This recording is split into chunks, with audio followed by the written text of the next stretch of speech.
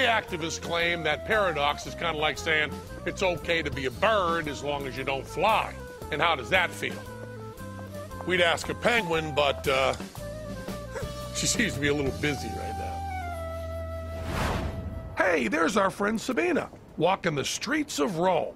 She's lived in the city since she was a child and believes the Vatican is determined to get into everyone's business. They are in the news every day saying what the Pope think about everything, about each law, about private life of citizen, lots of declaration against gay people, against people which are not married. So they are like Islamic, basically. Today, Sabine is a free woman, but for a while it appeared her headline-making criticism of the Vatican would land her in an Italian prison. When I gave this speech in the square, I attacked many powers in this country, but the church was one of them, and the church was furious for what I said. That's because Sabina's speech involves some blasphemous commentary, which we'll translate for you later on. But why would the Vatican make such a point of going after a satirist? What they wanted to show is something, like I said, couldn't be unpunished. But why? Isn't Italy a democratic republic, you know, a free country? It's not a free country, actually, at all. Right now, there is no freedom of expression, but we will take it back, and I like the fight.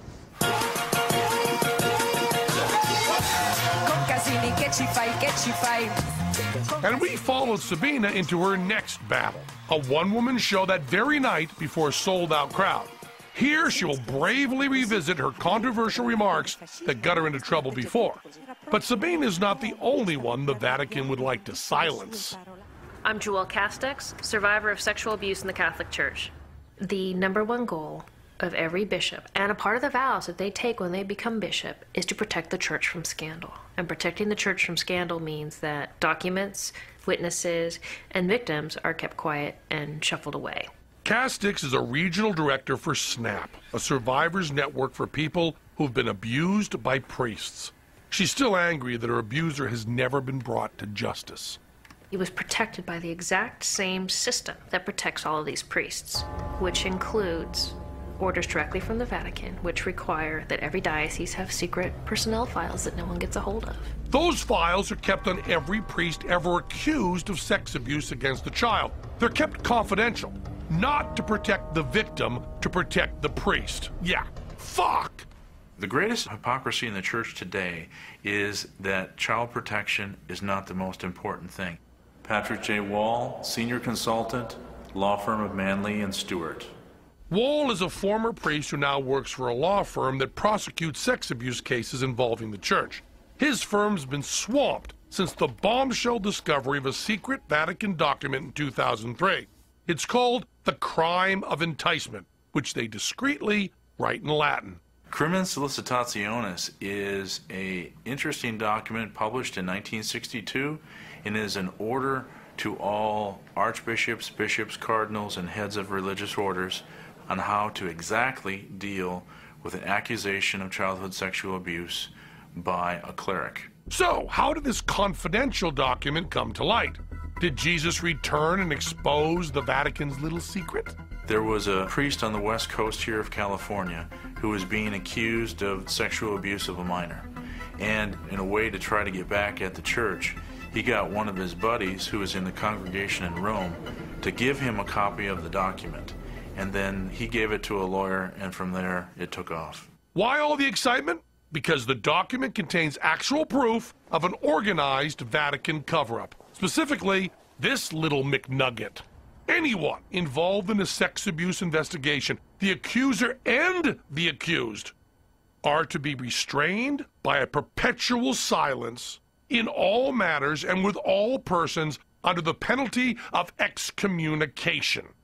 That's Vatican for shut your fucking mouth or go to hell. The only way to really go after the Vatican is through the civil lawsuit system.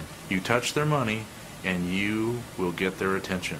All of a sudden now, we have an opening that never existed in history. Through the courts, we now have the ability to sue the Holy See. This direct legal threat has led to the church offering half-hearted mea culpas. During a trip to the U.S. in 2008, Pope Benedict said this: I acknowledge the pain which the church in America has experienced as a result of the sexual abuse of minors. So the Pope says our church feels bad because children got abused. Not, here's what I'm doing to stop my employees from raping your kids. But in Joelle's mind, the whole apology thing was just a big PR stunt. It was just a lame effort, I think, to get the media off of his back. There were no answers to the tough questions. There were no answers to why priests who perpetrate are still being put in our schools. There's nothing to protect kids. Why did the Pope's apology smell like bullshit? Because he himself ordered the cover-up. That's right. Before he became Pope, Cardinal Joseph Ratzinger served as prefect of the Congregation for the Doctrine of the Faith, during which time he issued a confidential order to every bishop that all sex abuse investigations were to be kept top secret for up to 10 years after the victim reached adulthood, upon penalty of excommunication. You heard right. 10 years after the victim reached fucking adulthood. You're probably wondering, gee, if the Pope did that, why isn't he under some sort of investigation? The answer?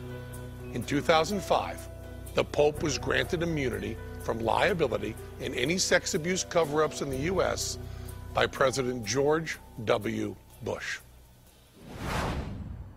But perhaps nothing has provoked more outrage in the international community than the Vatican's unwavering condemnation of condoms, even in the face of overpopulation and AIDS.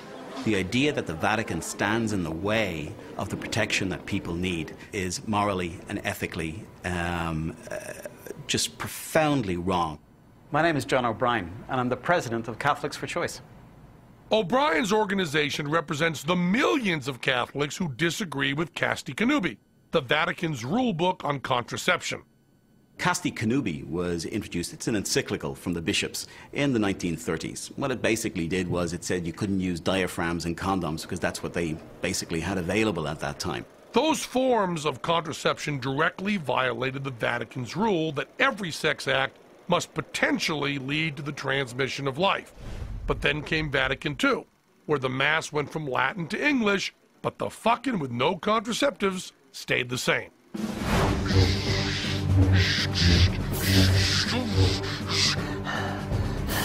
Casti Connubii, and so we meet again.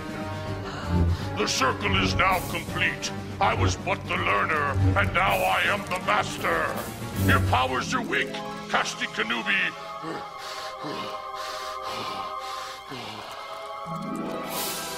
I cannot be your father, Luke. They thought that if they said, you know, we've changed our minds, we got this wrong, we're going to allow contraception, they thought that Catholics would say, well, we want to change everything and anything about the church. They don't really trust the people. That's one of the problems. I'm Robert Blair Kaiser, member of the Vatican Press Corps since 1962. They don't give the average Catholic a lot of credit for having any kind of common sense at all, or even a sense of morality. And yet trust themselves to